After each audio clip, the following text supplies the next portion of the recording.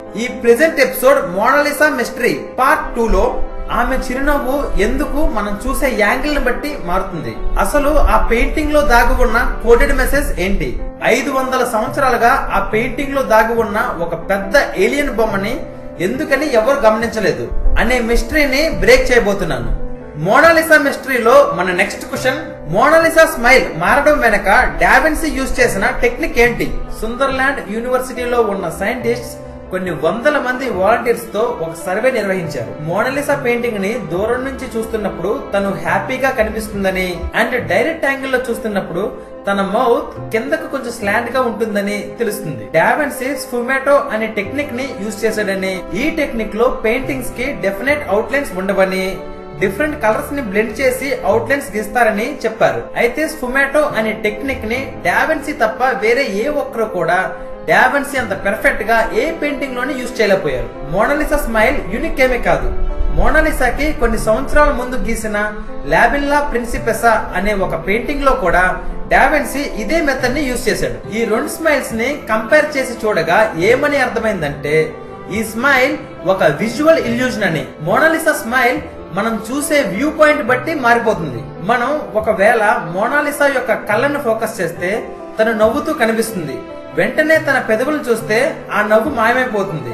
అందుకే ఈ స్మైల్ ని అన్క్యాచబుల్ స్మైల్ అంటారు. So Mona Lisa smile is nothing but sfumato technique done perfectly only by DaVinci.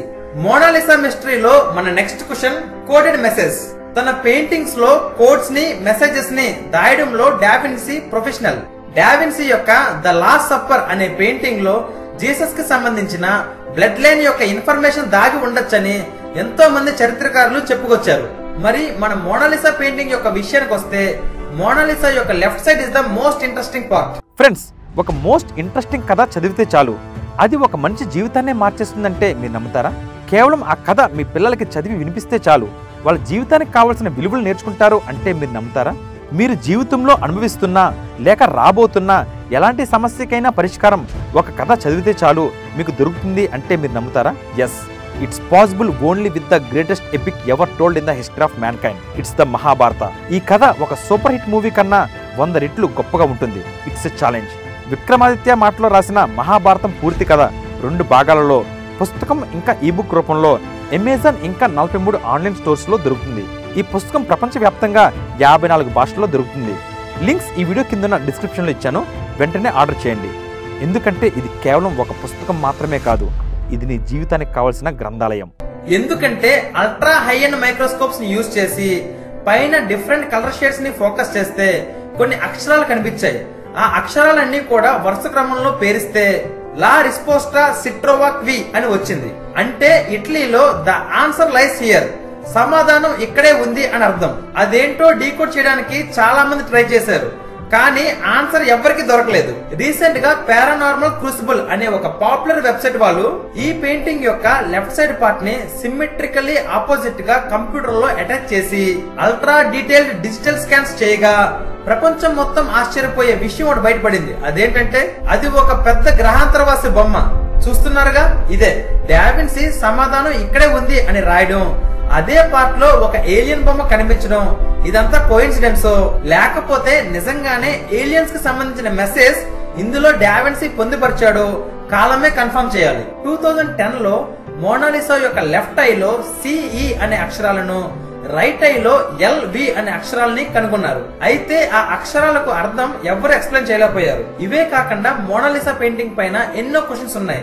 వాటిలో important అయినవి 2. వాటికి డీటెయిల్ ఎక్స్ప్లెనేషన్స్ ఇచ్చే టైం లేదు కాబట్టి డైరెక్ట్ ఆన్సర్స్ ఇస్తాను. Number 1, Mona Lisa painting back side లో ఉన్న బ్రిడ్జ్ పైన 72 అనే లెటర్స్ కనిపించాయి. దీనిని బట్టి ఆ బ్రిడ్జ్ నార్త్ ఇటలీలో బిబియో అనే ప్రదేశంలో 1472 లో నిర్మించిన ఒక బ్రిడ్జ్ అని కన్ఫర్మ్ అయింది. నెంబర్ 2, మోనాలిసాకి డావిన్సీ ఐబ్రోస్ గీయలేదని చాలా మంది అనుకుంటుంటారు, కానీ డిజిటల్ స్కాన్స్ లో డావిన్సీ మోనాలిసాకి ఐబ్రోస్ గీయడానికి యూజ్ చేసిన పెయింటింగ్ స్ట్రోక్స్ కనిపించాయి. అంటే డావిన్సీ ఐబ్రోస్ ని గీశాడు, కానీ కాలక్రమేణా పూర్ క్లీనింగ్ టెక్నిక్స్ వల్ల అవి వానిష్ అయిపోయాయి. మోనాలిసా యొక్క ఎక్స్ప్రెషన్ ఏమిటి అని కనుక్కోవడానికి ఒక ఎమోషన్ రికగ్నిషన్ సాఫ్ట్వేర్ ని కూడా కనిపెట్టారు. దీని ద్వారా మోనాలిసా 83% హ్యాపీగా, 9% విరక్తిగా, 6% భయంగా, 2% కోపంగా అండ్ 1% న్యూట్రల్ గా ఉందని తేల్చారు. సో డావిన్సీ ఏ పర్పస్ తో ఈ పెయింటింగ్ ని గీశాడో, ఆ కోడెడ్ మెసేజ్ మనుషుల కోసమా లేక ఏలియన్స్ కోసమా అనే విషయం కాలమే నిర్ణయిస్తుంది. అయితే ఎన్నో సంవత్సరాలుగా మోనాలిసా పెయింటింగ్ పైన రీసెర్చ్ చేస్తున్న వాళ్ళు ఏమంటున్నారంటే డావిన్సీ కూడా ఏలియన్ హైబ్రిడ్ అయ్యే అవకాశం ఉందని.